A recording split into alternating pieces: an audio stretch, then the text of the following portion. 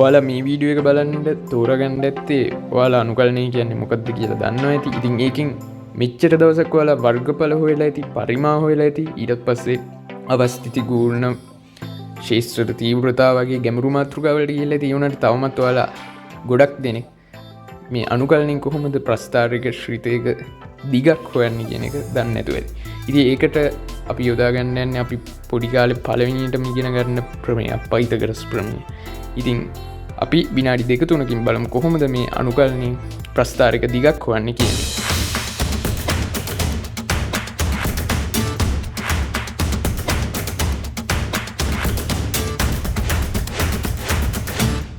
ඉතින් මේ වැඩේ අපි පළවෙනියටම y සමානයි fx ඒ කියන්නේ x වලින් තියෙන ශ්‍රිතයක් x වර්ග ධන 2 2 x ධන 3 වගේ ශ්‍රිතයකට අපි a සිට b දක්වා තියෙන මෙන්න මේ වගේ සාධාරණ කොටසක දිය හොයන්න බලමු. ඒතකොට ඒකෙන් අපිට පුළුවන් මේක ඕනි එකකට ඇප්ලයි කරගන්න.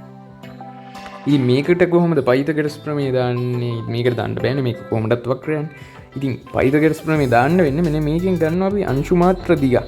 අපි කියමුකෝ මෙන්න මෙතන තියෙන මෙන්න මේ පොඩි දිග dl කියලා අපි ගමුකෝ dl. එතකොට මේ dl දිග කියන්නේ ඇත්තටම බිඳුවට අංශු මාත්‍ර කියන්නේ ඇත්තටම මේ කියන්නේ බිඳුව නොඋනත් බිඳුවට කිට්ටු කියන. ඒ කියන්නේ අපි අංශු මාත්‍ර කියන්නේ බිඳුවම කියලා ගන්න බෑනේ. බිඳුවෙන් අපිට ගාන හදන්න බෑනේ. ඒ වුණාට ඒක බිඳුවට සමාන, ඒ වුණාට බිඳුව නොවන අගයක්. අන්න ඒ වගේ තමයි මේ dl කියන දිග. ඊටමත් පොඩි. එතකොට මේ dl දිග මෙන්න මේ අතර අපිට ගන්න පුළුවන් dx දිගක් තියෙනවා කියලා. ඒතර මෙන්න මේ අතර ගන්න පුළුවන් dy උසක් ගිහින් තියෙනවා කියලා. ඒතර මේක අපි ගන්න මෙන්න මෙහෙම x දුරකින් සහ y උසකින් තියෙන තැනකදී. ඒතර මෙන්න මේ අතර dx සහ උස අතර dy කියලා තමයි ඒ අගයන් දෙක එන්නේ. ඉතින් මේකට පයිතගරස් ප්‍රමේය දැම්ම කියලා අපිට දිග හොයාගන්න බෑනේ. dl වර්ගය කියන්නේ dx වර්ගය දන්න dy වර්ගය. ඉතින් ඒක කරන්න බොහොම සරල වැඩක් තමයි අපි කරන්න යන්නේ. අපි මේ මුළු ප්‍රකාශයේම වර්ගමූල ගත්තා නම් හරි මෙන්න මේ පැත්තේ. එතකොට ඔන්න dl කියන එක උක්ත වෙනවා. ඊට පස්සේ අපි කරන්න යන්නේ ඊට පස්සේ මෙන්න මේ මෙතන dx වත් dy වත් අපිට දෙකම තියෙද්දි වැඩි කරන්න බෑනේ. අපි මෙන්න මේ මුළු ප්‍රකාශනයේම dx වර්ගයෙන් බෙදමු. ඊට පස්සේ මේ මුළු ප්‍රකාශනයේම dx වර්ග වලින් බෙදිච්ච හින්දා මේ පිටින් අපි වර්ගමූල dx වර්ගයක් වැඩි කරනවා. එතකොට බලන්න මෙතන එනවා dl සමානයි මෙන්න මේ එක ධන dy බෙදීම dx කියන එකෙන් අපිට වර්ගය කියන එක එළියට ගන්න පුළුවන්. ඒක ගුණ කිරීම මෙතන dx එකක් එනවා. දැන් මේක සමහර කට්ටිය පටලවා ගන්නවා මෙන්න මෙතන මේ d අපිට තව ගණිතය එකක් එනවා මෙන්න මේක. dy/dx වර්ගය මෙන්න මේ විදිහට. ඒතර ඒක නෙමෙයි මෙතන තියෙන්නේ. මෙතන තියෙන්නේ මේ dy/dx කියන මුළු ප්‍රකාශය. කියන්නේ මේ ශ්‍රිතය අවකලනය කරපුවම එන ප්‍රකාශයේ වර්ගයක් තමයි මෙතන. එහෙනම් මිසක් මේ ශ්‍රිතයේ දෙවෙනි අවකලනය කියන එක නෙමෙයි මෙතන තියෙන්නේ. එක පටලවා ගන්න එපා. ඒතකොට දැන් බලන්න මෙන්න මේක දෙපැත්තම අපිට අනුකලනය කරන්න පුළුවන්. අපි dl කියන ඒවා එකතු කරනවා. මේ dl කියන පුංචි පුංචි දිගවල් එකතු කරනවා x වලගේ a සිට b දක්වා. එතකොට අපිට ලැබෙනවා මුළු දිග කියන එක. ඉතින් මේ වැඩේ කරන්න වෙන්නේ මෙන්න මේ පැත්තේ. මේ පැත්තේ dx තියෙනවනේ. ඒතකොට dx වලට අපි අනුකලනය කරන ඉඳ තමයි x වලගේ a සිට x වලගේ b දක්වා. එතකොට එනවා උත්තරේ මෙන්න මේ විදිහට.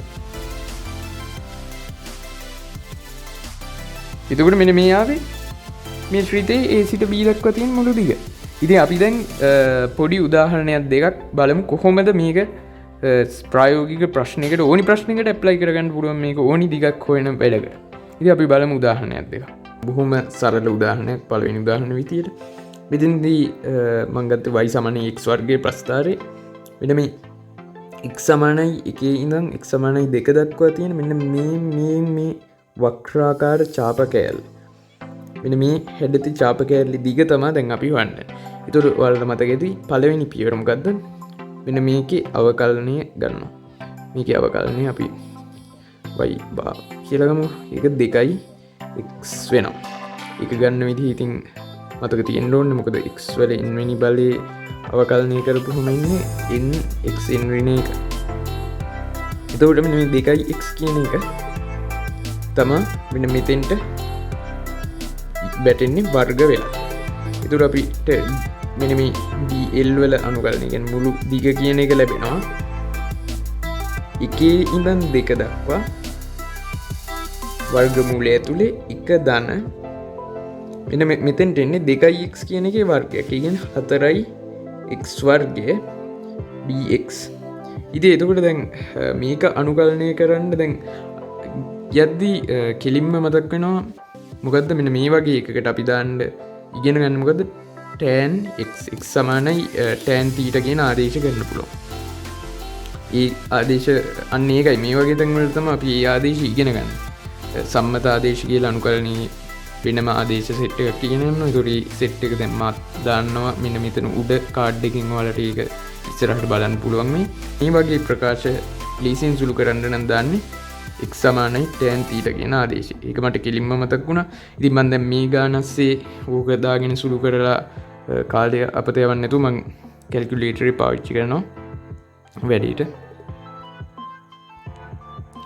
3.0 මෙන්න මේ ඡාප කොටස දිග වශයෙන් අපිට කැල්කියුලේටර් එකෙන් ලැබෙන 3.678 4යි ඒ විදිහටම යන සංඛ්‍යාවක්. ඉතින් එතකොට අපි ඊළඟ ගානට යමු. ඊළඟ ගාන ඔයාලට හදන්නම try කරන්න ලීසි ගානක් y වර්ගයේ සමාන x ගණයේ ප්‍රස්ථාර මෙහෙම ආවට මම මේක අහන්නේ 0.4 8ත් අතර මෙන්න මේ දිග. ඉතින් ඔයාලා වීඩියෝ එක පෝස් කරලා ඔයාලා හදලා බලන්න. එතකොට ඔයාලා හදපු උත්තරේ මෙන්න මේ විදිහට ආවනම් 8.27යි මෙන්න මේ උත්තරේ ආවනම් ඔයාලා හරි. මෙන්න මෙතන මේක අනුකලනය කරද්දි මම ගත්ත මේ වර්ගමූලයේ ඇතුලේ තියෙන පදයේ එකපාර අනුකලනය කරපු එක කරේ කියන්නේ 1/9 වල භාගය කියන සංගුණකය ඒ කියන්නේ 0.5ට එකක් එකතු කරාම 1.5යි 3/2කින් බෙදවුවා. මෙන්න මේ කොටසේ x වල සංගුණකේ මෙන්න මෙතෙන්ට දැම්මා.